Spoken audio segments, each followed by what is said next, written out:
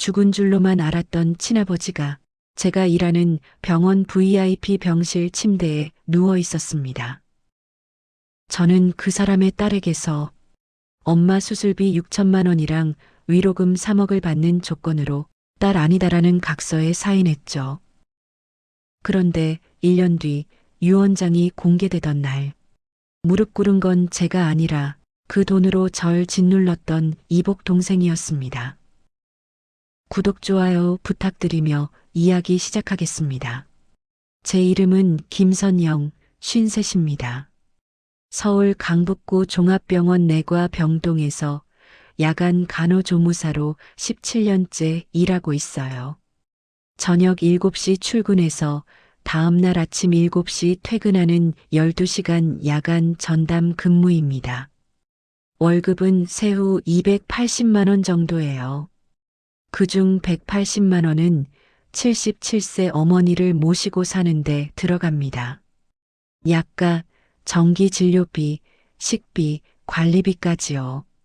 남편은 8년 전 사업 실패로 1억 원 빚만 남기고 사라졌습니다. 그 빚을 혼자 다 갚고 나니 제 통장엔 120만 원밖에 남지 않았어요. 아들은 결혼 후 부산으로 내려갔고 명절에도 얼굴 보기 어렵지요. 이제 제 곁엔 병약한 노모 한 사람뿐입니다. 야간 근무는 몸의 시간을 거꾸로 돌리는 일이라서 무릎은 매일 밤 시큰거리고 귓속엔 삐소리 나는 이명이 붙어 살아요. 그래도 근무표에 제 이름이 찍혀 있는 동안엔 버텨야 했습니다. 2024년 10월 15일 새벽 3시, 복도 끝에서 호출벨이 날카롭게 울렸습니다. 805, 80대 남자 환자가 숨을 거칠게 몰아쉬고 있었어요. 산소 포화도는 눈에 띄게 떨어지고 있었지요. 주치의를 호출하고 산소를 높였지만 이내 모니터에 납작한 선이 그려지더니 심정지 알람이 울렸습니다. 의사가 도착하기 전까지 저는 간호사와 함께 가슴 압박을 이어갔어요. 심폐소생술 계속하세요. 짧게 떨어진 지시 한마디에 저는 팔에 남은 힘을 모두 짜냈지요. 겨우 심장이 다시 뛰기 시작했을 때 제 팔에선 감각이 빠져나간 뒤였습니다. 하지만 다음날 병원에는 민원이 접수됐어요. 호출에 늦게 왔다. 환자를 방치했다는 내용이었지요. 수간호사는 저를 불러 짧게 말했습니다. 요즘 보호자들 많이 예민해요. 그 말 뒤에 따라붙은 건 주의뿐이었어요. 누가 더 힘들었는지는 중요하지 않았지요. 아침 9시쯤 밤을 지새우고 집에 도착했을 때 문을 여는 순간부터 이상한 냄새가 났습니다. 부엌에서 된장국이 넘치기 직전이었어요. 가스불은 센 불로 켜져 있었고 냄비 바닥은 까맣게 타들어가고 있었지요. 노모는 그 옆에서 멍한 눈으로 서 있다가 뒤늦게 저를 알아봤습니다. 선영아, 언제 들어왔니? 저는 허겁지겁 가스를 잠그고 창문을 열었어요. 오후가 되자 몸은 바닥으로 가라앉았지만 머릿속만 또렷이 깨어 있었습니다. 겨우 눈을 붙였을 때 화장실 쪽에서 쿵 하는 소리가 들렸어요. 문을 열었을 때 어머니는 차가운 타일 바닥에 쓰러져 계셨습니다. 얼굴은 잿빛이었고 입술은 파랗게 질려 있었지요. 저는 떨리는 손가락으로 119를 눌렀습니다. 의식 잃은 노인 한 분이요. 몇 분 뒤 구급대가 도착했고 어머니는 병원 응급실로 실려갔어요. CT, MRI 각종 혈액 검사가 이어졌지요. 복도 의자에 앉아있던 제 앞에 중년의 의사가 조심스러운 표정으로 섰습니다. 췌장에 큰 종양이 보여요. 그 말 이후의 설명은 제 귀에 제대로 들어오지 않았습니다. 췌장암이었습니다. 의사는 수술을 해도 장담할 수 없지만 하지 않으면 서너 달도 버티기 힘들다고 했어요. 저는 얼마나 남았나 보다 얼마가 드나가 먼저 떠올랐습니다. 수술비, 입원비, 이후 항암 치료비까지 건강보험과 각종 지원을 모두 감안해도 최소 6천만 원이 필요했어요. 여기 최대한 줄인 금액입니다. 의사는 비급여 항목이 워낙 많다며 더 낮추기 힘들다고 덧붙였지요. 제 통장엔 120만 원뿐이었습니다. 남편 빚을 갚느라 망가진 신용등급, 한도 끝까지 써버린 카드. 병원 사회복지팀을 찾아갔지만 한 줄이 저를 밖으로 밀어냈어요. 정규직, 월 소득 280만 원. 너무 가난하지도 그렇다고 여유롭지도 않은 사람이었습니다. 동료 간호사들도 사정은 비슷했어요. 누구나 본인 대출과 생활비에 쫓기고 있었지요. 퇴근 후 저는 휴대폰으로 긴급 대출을 검색했습니다. 즉시 입금, 당일 최대 6천만 같은 문장들이 화면을 가득 채웠지요. 결국 한 번호를 선택해서 전화를 걸었어요. 상대방은 담담한 목소리였습니다. 6천이면 월 이자 300이에요. 월 5%, 한 달에 300만 원이었지요. 제 월급보다 큰 숫자였습니다. 그래도 엄마를 포기한다는 선택지는 머릿속 어디에도 떠오르지 않았어요. 며칠 뒤 제 통장에 6천만 원이 찍혔다가 곧바로 병원 수납 창구로 옮겨지기 시작했습니다. 어머니 수술 날짜는 2주 뒤로 잡혔어요. 그날 밤도 저는 야간 근무를 나갔지요. 그날 새벽 병원 위층 VIP 병실에 새로운 환자가 입원했습니다. 폐질환으로 입원한 지긋한 나이의 남자 환자였고 보호자는 40대 중반쯤 되어 보이는 단정한 여성이었지요. 그녀는 자신이 환자의 딸이라며 아버지가 예민하니 작은 것도 놓치지 말라고 부탁했습니다. 아버지 깊은 잠 못 주무세요. 그날 이후로 밤새 담요, 물온도, 침대 각도 같은 요청들이 이어졌어요. 아래층에선 약 투여와 처치, 응급 대응이 겹쳤고 저는 층과 층 사이를 숨이 턱 끝까지 차오를 때까지 오르내렸지요. 새벽 2시 반 아래층 한 환자가 의식을 잃었을 때 저는 본능적으로 그쪽으로 먼저 달려갔습니다.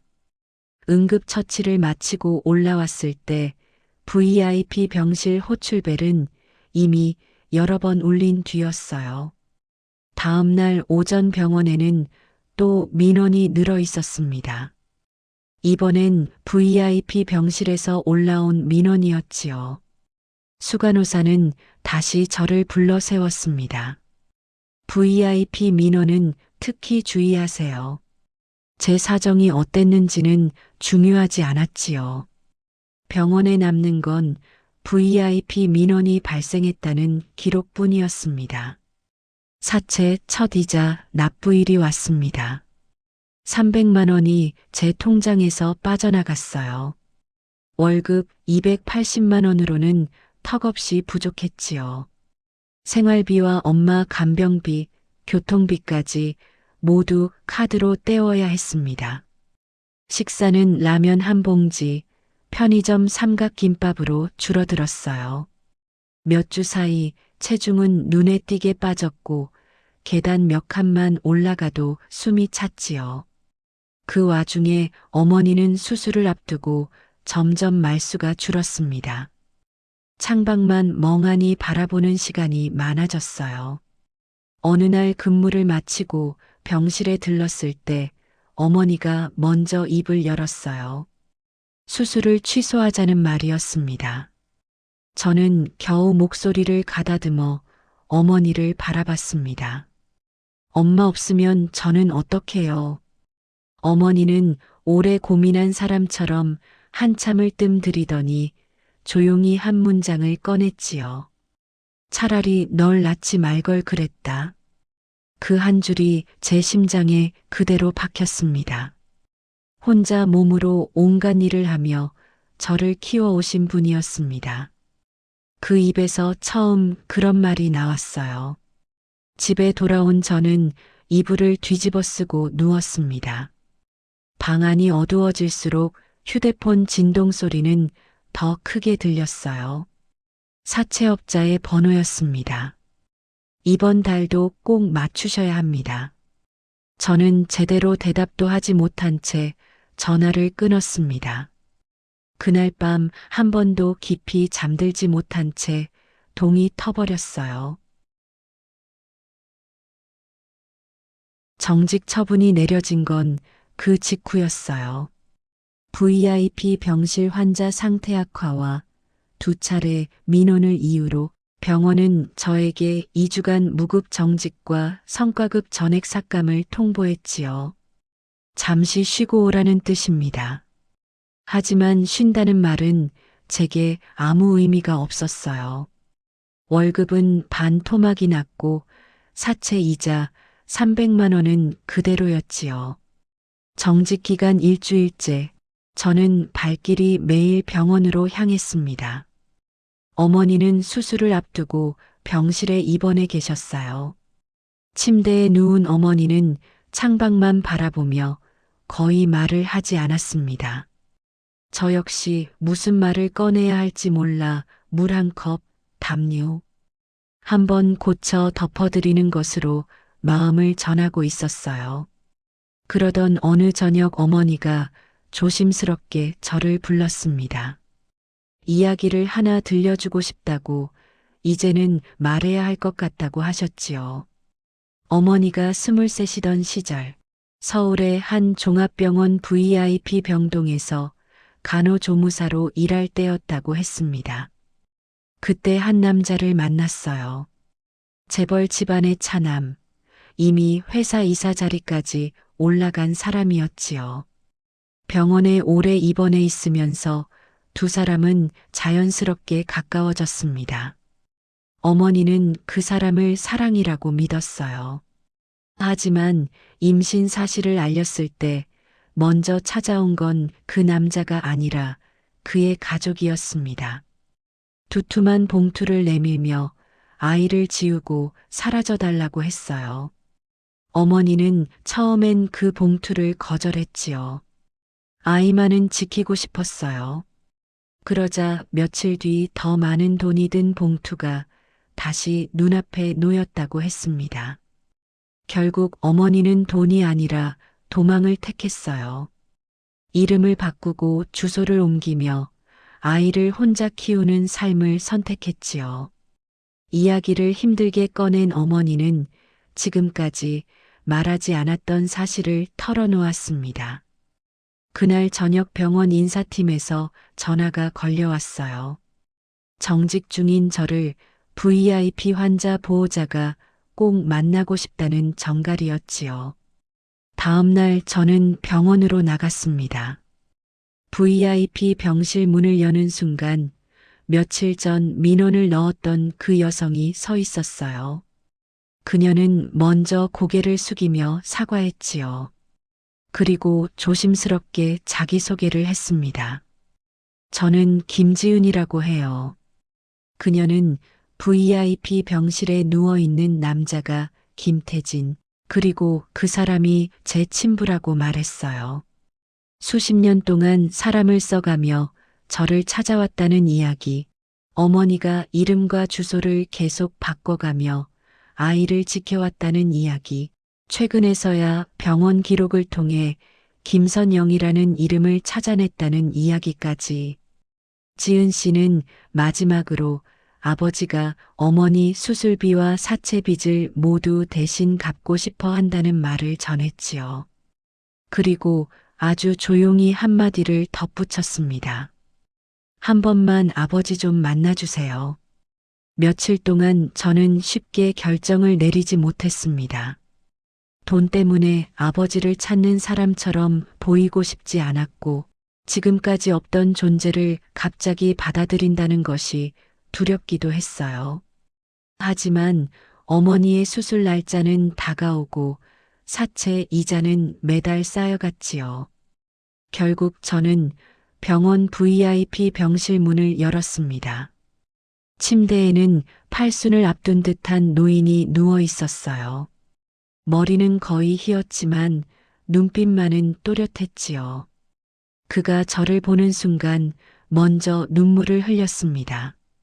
그리고 더듬더듬 자신의 비겁함과 후회, 그 이후 수십 년의 삶을 털어놓기 시작했어요. 긴 말을 마친 뒤 노인은 서랍에서 통장 하나를 꺼냈지요. 언젠가 만날 딸을 생각하며 조금씩 넣어두었다는 돈이라고 했습니다. 그 안에는 3억이 넘는 숫자가 찍혀 있었어요. 노인은 떨리는 목소리로 말했지요. 엄마 수술비랑 빚 다 갚자. 늦었지만 아버지가 해줄 수 있는 건 이것뿐이라고 했습니다. 저는 그 자리에서 쉽게 고개를 끄덕이지 못했어요. 하지만 한 가지 사실만큼은 분명했지요. 어머니를 살릴 수 있는 기회가 지금 눈앞에 와 있다는 것. 그날 저녁 저는 어머니 병실로 갔습니다. 문을 닫고 조용히 어머니를 안았어요. 이건 엄마 탓이 아니라 둘이 함께 여기까지 버텨온 결과라고, 이제는 조금 우리 자신을 위해 살아보고 싶다고 말했어요. 어머니는 눈물을 훔치며 아주 짧게 제 이름을 불렀지요. 선영아, 엄마가 더 미안해. 며칠 뒤 저는 지은 씨를 다시 만났습니다. 호텔 1층 카페였어요. 지은 씨는 정장을 깔끔하게 차려입고 있었고 명품 가방 옆에 두툼한 서류 봉투가 놓여 있었지요. 그녀는 통장을 꺼내 제 앞으로 밀었습니다. 아버지가 미리 정리해 두셨어요. 통장 안에는 어머니 수술비 6천만 원, 제가 빌렸던 사채 원금 6천만 원, 밀린 이자 500만 원이 이미 빠져나가도록 잡혀 있었어요. 아버지가 내민 3억 중에서 우리 빚을 먼저 덜어내기 위해 따로 떼어둔 계좌라는 설명이 뒤따랐습니다. 저는 숨을 고르며 통장을 바라봤습니다. 그때 지은 씨가 서류 봉투를 하나 더 꺼냈어요. 조건이 있어요. 저는 그 말에 고개를 들었습니다. 지은 씨의 눈빛이 차갑게 가라앉아 있었어요. 아까까지의 따뜻한 미소는 온데간데 없었지요. 이 돈을 받으시면 두 가지를 약속하셔야 해요. 서류를 펼치는 그녀의 손놀림은 능숙했습니다. 첫 번째 조건, 수술이 끝나면 어머니와 함께 서울을 떠나 연락을 끊을 것. 두 번째 조건, 아버지의 유산과 관련해 어떤 권리도 주장하지 않겠다는 법적 각서에 서명할 것. 가족사진 찍을 생각도 하지 마세요. 지은 씨는 차갑게 말을 이었습니다. 아버지는 제 아버지예요. 당신 아버지 아니에요. 그 말 속에는 숨겨왔던 진짜 감정이 날 것 그대로 드러나 있었어요.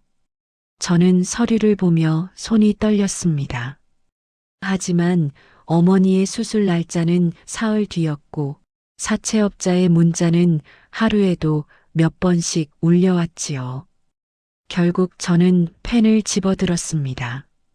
지은 씨는 제가 서명하는 모습을 만족스러운 표정으로 지켜봤어요. 그리고 마지막으로 한마디를 덧붙였지요. 어차피 아버지도 오래 못 가세요. 조용히 기다리세요.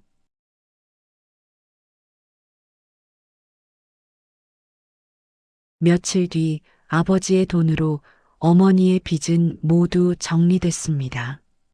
사채업자의 전화는 끊겼고 집으로 찾아오겠다는 협박도 사라졌어요. 어머니의 수술은 8시간에 걸친 대수술이었지만 다행히 성공적이었지요. 정직 기간이 끝난 뒤 저는 병원으로 복귀했습니다. 이번엔 야간 대신 낮 근무를 선택했어요. 처음으로 햇빛을 보며 출근하고 사람다운 시간에 밥을 먹고 퇴근 후 어머니와 저녁을 함께 먹는 날들이 찾아왔습니다. 1년간의 항암 치료 끝에 담당 의사는 차트를 보며 말했어요. 증상 재발에 소견이 없고 경과 양호해요. 그 순간 저는 복도 한가운데서 어머니를 안고 울었습니다. 하지만 그 기쁨은 오래가지 못했어요. 어느 날 지은 씨에게서 전화가 왔습니다. 목소리는 예전보다 훨씬 차가웠지요. 아버지 돌아가셨어요. 장례식은 조용히 치르겠으니 오지 말라는 말도 덧붙였습니다. 그리고 마지막으로 이렇게 말했어요. 약속 기억하시죠? 서울 떠나시고 연락 끊으세요. 전화를 끊은 저는 멍하니 서 있었습니다. 어머니께 아버지가 돌아가셨다는 사실을 어떻게 전해야 할지 몰랐어요. 그날 저녁 집에 돌아왔을 때 현관문 앞에 낯선 남자가 서 있었습니다. 정장을 입은 50대 남자였어요.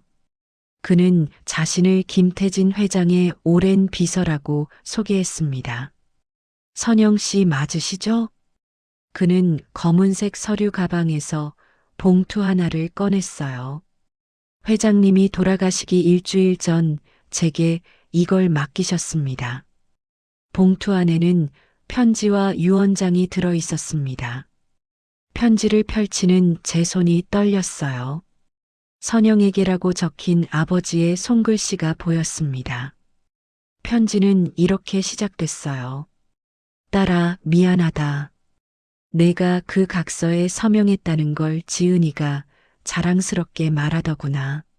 나는 그날 알았다. 내가 얼마나 잘못된 교육을 했는지. 편지는 계속 이어졌습니다. 지은이는 내가 너를 찾는 걸 막으려고 수십 년 동안 거짓말을 해왔어. 내 엄마가 돈을 받고 떠났다고. 너는 이미 다른 집에 입양됐다고. 나는 그걸 믿고 살았다. 하지만 병원에서 우연히 김선영이라는 이름표를 보는 순간 내 가슴이 먼저 알았어. 이 아이가 내 딸이라고. 지은이가 내게 각서를 요구한 걸 알고 나는 결심했다. 진짜 유언장은 따로 만들어야겠다고. 비서는 조용히 말했습니다. 회장님은 지은 씨 몰래 이 유언장을 작성하셨어요. 회장님 말씀이 법적 공개는 49제 이후에 하라고 하셨습니다. 저는 편지와 유언장을 쥔 채 한참을 말없이 서 있었어요. 아버지는 끝까지 저를 지키려 했던 겁니다. 그리고 지은 씨의 진짜 얼굴을 아버지도 결국 알고 계셨던 거였지요. 49제가 지난 다음 날 변호사 사무실에서 유언장 공개가 있었습니다. 지은 씨는 여유로운 표정으로 자리에 앉아 있었어요. 자신이 전 재산을 상속받을 거라고 믿고 있는 얼굴이었지요. 변호사가 유언장을 낭독하기 시작했습니다. 첫 문장에서 지은 씨의 표정이 굳어졌어요. 김선영에게 강남 아파트 한 채. 지은 씨가 벌떡 일어났습니다. 이게 무슨 소리예요? 변호사는 담담하게 말을 이었습니다. 김지은 씨가 강요한 각서는 법적 효력이 없으며 지은 씨의 얼굴이 새하얗게 질렸어요. 그녀는 저를 날카롭게 노려봤습니다. 당신이 뭘 한 거예요? 저는 조용히 대답했습니다.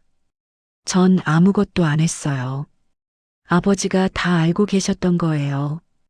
변호사가 마지막 문장을 낭독했습니다. 김선영에게 강남 아파트 한 채, 주식 15억 상당, 예금 5억을 상속한다. 김지은에게는 회사 지분 30%와 예금 10억을 상속하나 김선영에게 가한 강요 행위에 대한 반성문 제출을 조건으로 한다. 지은 씨는 그 자리에 주저앉았어요. 수십 년 동안 자신이 준비해온 계획이 아버지의 마지막 한 수에 무너진 거였지요. 며칠 뒤 지은 씨에게서 문자가 왔습니다. 죄송합니다. 제가 너무 잔인했어요. 저는 한참을 그 문자를 바라보다가 답장을 보냈습니다. 저도 지은 씨가 얼마나 불안했을지 이해해요. 이제 우리 각자 살아요.